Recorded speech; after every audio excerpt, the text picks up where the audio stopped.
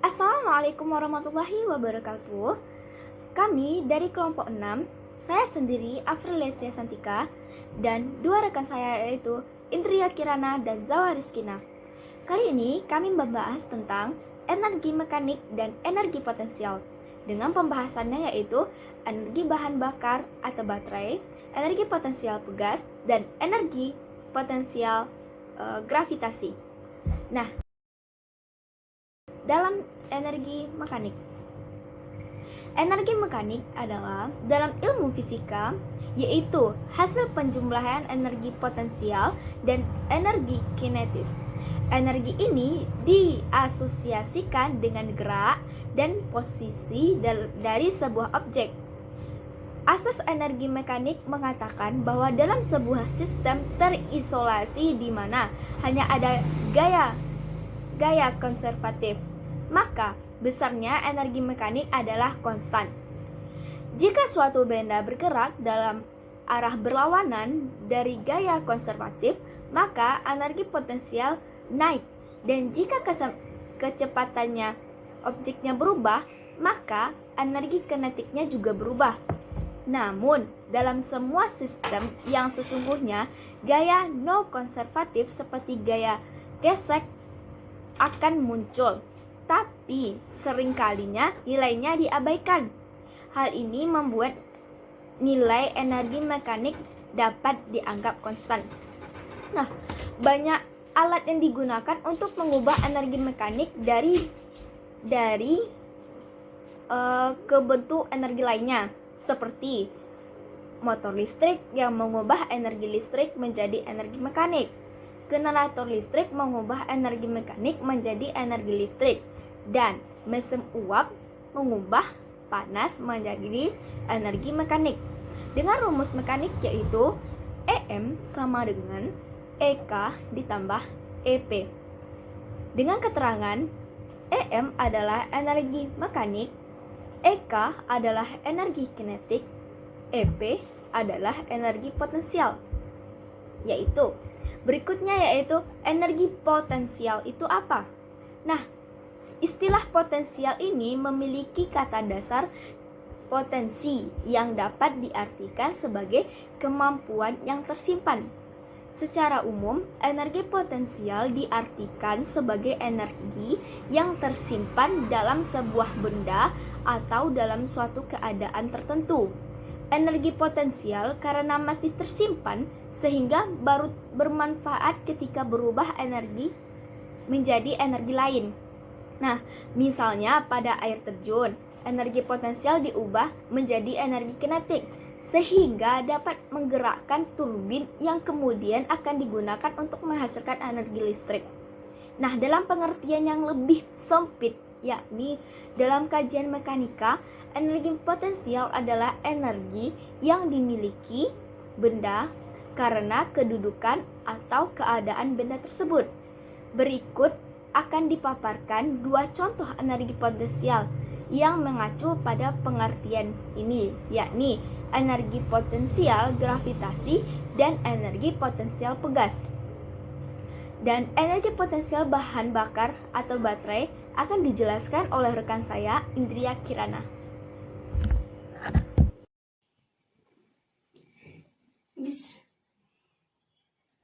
Baiklah, di sini saya akan melanjutkan presentasi dari saudara Afrilesia, di mana di sini saya akan membahas mengenai energi potensial bahan bakar atau baterai. Seperti yang kita ketahui, baterai sudah banyak kita gunakan pada kehidupan sehari-hari.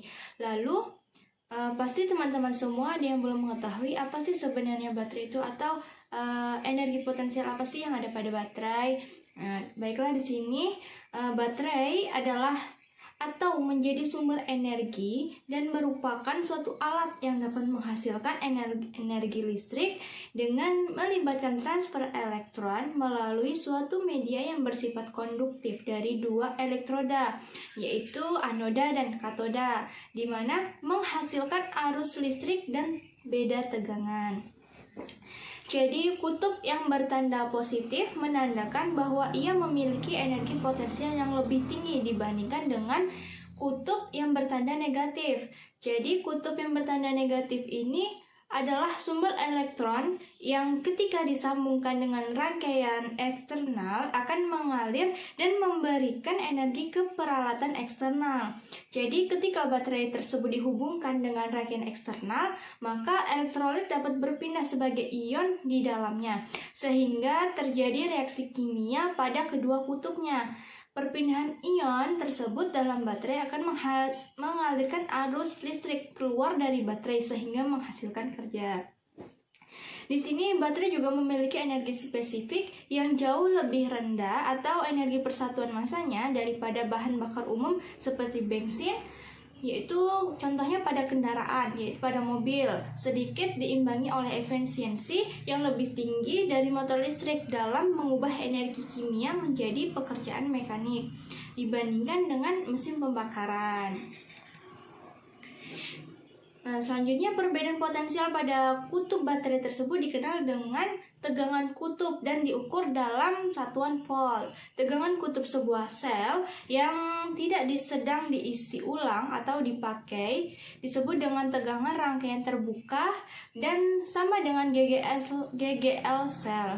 Dimana karena adanya resistansi tersebut dalam sebuah tegangan kutub pada sel yang dipakai lebih kecil daripada tegangan rangkaian terbuka, dan ketika sel diisi ulang akan lebih besar daripada tegangan rangkaian yang terbuka. Jadi besar energi yang dapat disimpan pada baterai dipengaruhi oleh dua hal. Yang pertama yaitu tegangan baterai yang bersatuan volt dan kapasitas baterai yang bersatuan Ah. Energi yang disimpan sama dengan tegangan baterai dikali dengan kapasitas baterai. Jadi tegangan baterai sendiri secara teoretik hanya dipengaruhi oleh tipe materialnya. Misalnya pada baterai zinc klorida, tidak peduli berapapun ukuran baterainya, yang penting tegangannya ialah 2,12 volt. Lalu kapasitas baterai yang dipengaruhi oleh ukuran baterai akan lebih akurat apabila massa material atau elektrodanya yang ada di baterai tersebut. Namun dengan begitu, secara praktikal besar energi spesifik atau energi per gramnya yang dapat disimpan jauh lebih rendah daripada teoretik. Hal ini disebabkan karena terdapat komponen-komponen di dalam baterai yang menambah berat baterai, yaitu elektrolit, separator, current collector, container, terminal, sel, dan lainnya. Dan selanjutnya yaitu pembahasan mengenai energi potensial gravitasi. Mungkin teman-teman semua sudah mengetahui apa sih itu gravitasi, dan di sini saya akan menjelaskan energi potensial gravitasi, yaitu energi yang dimiliki suatu benda karena kedudukannya atau karena ketinggiannya terhadap suatu bidang acuan tertentu. Semakin tinggi benda di atas permukaan tanah, maka semakin besar pula energi potensial dari benda tersebut. Besarnya gaya gravitasi atau gaya berat yang dialami oleh sebuah benda yang berada dekat permukaan bumi ditulis sebagai F sama dengan M kali G, yaitu gaya sama dengan massa dikali gravitasi.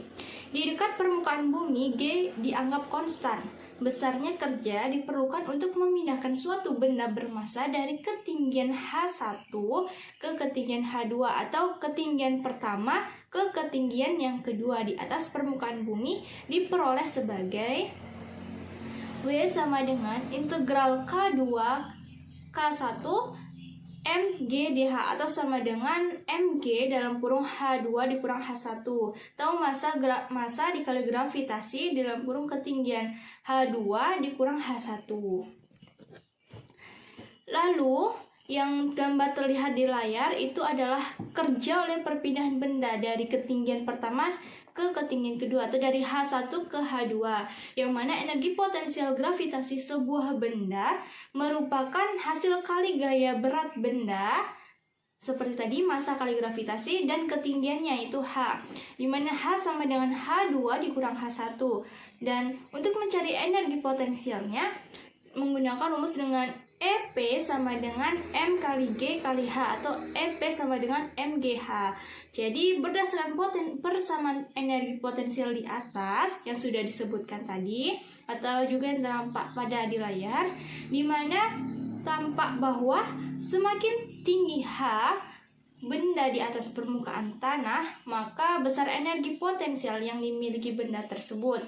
Jadi, energi potensial gravitasi bergantung pada jarak vertikal ataupun alias yang disebutkan dengan ketinggian benda di atas titik acuan tertentu. Biasanya kita tetapkan titik acuan itu adalah titik pada tanah, yang mana benda mulai bergerak dari permukaan tanah atau gerakan benda menuju permukaan tanah. Nah, di layar terdapat 3 persamaan. Persamaan pertama itu ada W sama dengan min mg dalam kurung H2 dikurang H1. Persamaan kedua itu ada W sama dengan min dalam kurung EP2 dikurang EP1. Dan persamaan ketiga itu adalah W sama dengan min delta EP, atau W itu sama juga dengan usaha dan EP itu adalah energi potensial.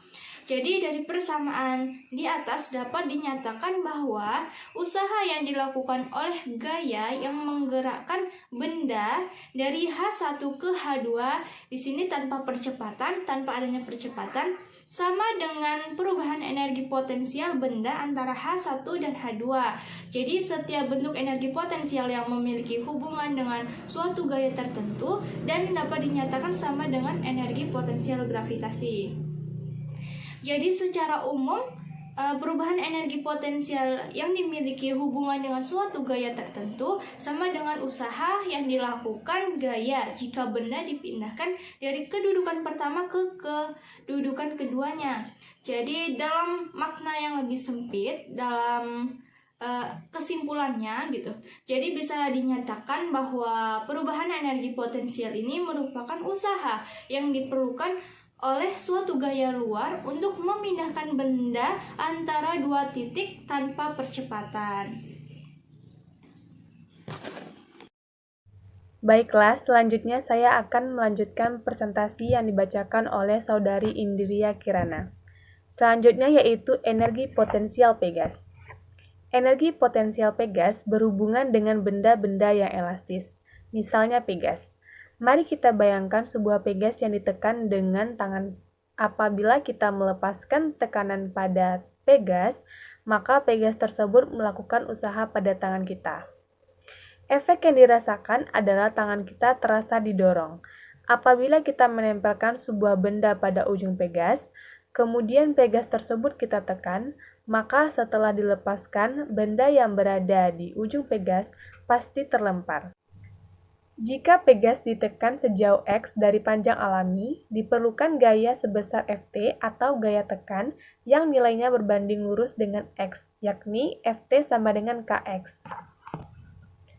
K adalah konstanta pegas atau ukuran kelenturan atau elastisitas pegas dan besarnya tetap.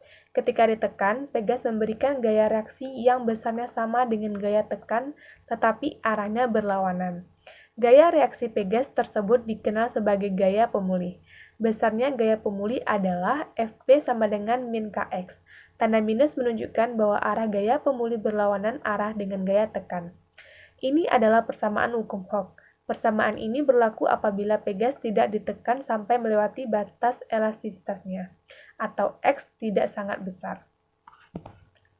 Untuk menghitung energi potensial pegas yang ditekan atau diregangkan, terlebih dahulu kita hitung gaya usaha yang diperlukan untuk menekan atau meregangkan pegas.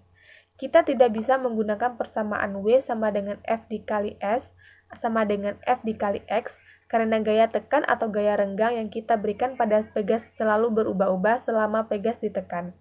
Ketika menekan pegas misalnya sebesar X, gaya tekan kita juga semakin besar.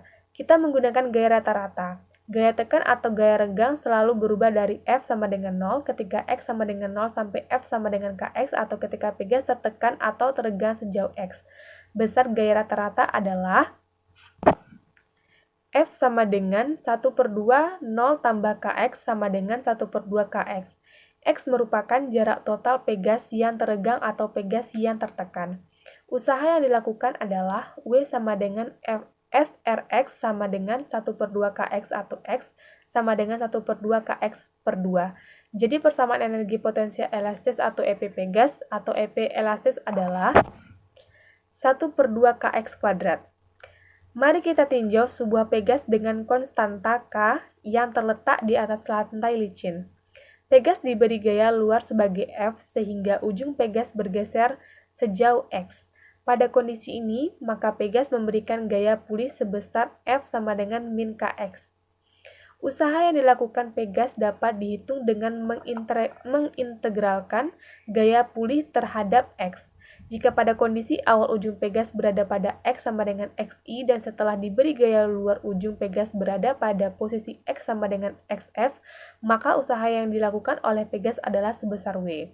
Karena gaya luar bekerja berlawanan arah dengan gaya pulih pegas, maka besar usaha atau Wix oleh gaya luar adalah Wix sama dengan EP F kurang EPI.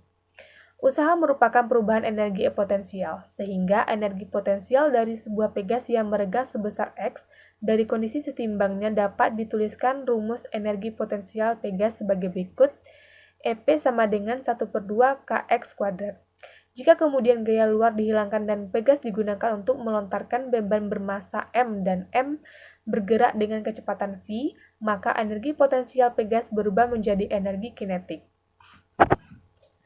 Diasumsikan sebuah energi potensial merubah menjadi energi kinetik, maka pada kondisi ini berlaku hukum kekekalan energi mekanik. Baiklah, selanjutnya hukum kekekalan energi. Kerja yang dilakukan oleh gaya-gaya yang bersifat konservatif adalah memindahkan energi dari perilaku gaya menjadi energi tersimpan. Jika bendanya bergerak, maka energi kinetiknya akan berubah menjadi energi potensial. Jadi, dalam persoalan ini ada transfer atau alih energi dari energi kinetik menjadi energi potensial atau sebaliknya tanpa adanya kehilangan energi. Jadi, kerja melawan gaya tidak membuang energi, atau dengan kata lain, jumlah energi kinetik dan energi potensial selalu konstan. Ciri khas dari gaya konservatif adalah bahwa kerja yang dilakukan pada suatu lintasan tertutup adalah sama dengan nol. Artifisis dari persamaan tersebut adalah energi yang lenyap dalam suatu proses tertutup senantiasa sama dengan nol sejauh gaya-gaya yang bekerja adalah gaya konservatif.